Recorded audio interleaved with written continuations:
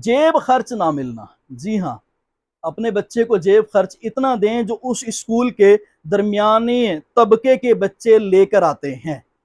School दरमियाना है तो बच्चे को 20 रुपए दें आजकल 2023 के मुताबिक, ताकि उस पे 10 रुपए का बिस्किट, 10 रुपए का चिप्स या लेस कुछ तो आ जाए।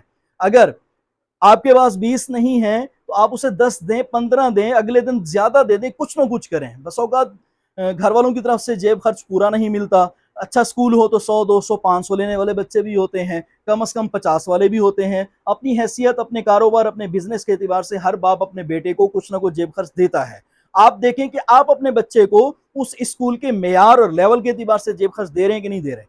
अच्छा स्कूल है, आप हजारों रुपए फीस भर रहे हैं, बच्चे वैन पर जा रहे हैं, आपने वर्दी उसकी हर 3 महीने बाद बदलनी होती है, आपने बैग उसका हर 3 महीने बाद बदलना होता है।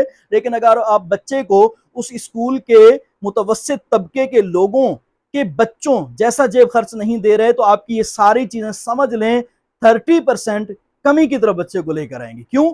सारे बच्चे और चीज खा रहे हैं, बोतल पी रहे हैं, जूस पी रहे हैं, पत्नी क्या से क्या खा रहे हैं, गपशप कर रहे हैं। आपका बेटा वही 10 का नोट लेके बैठा है, मैं क्या करूं इसका।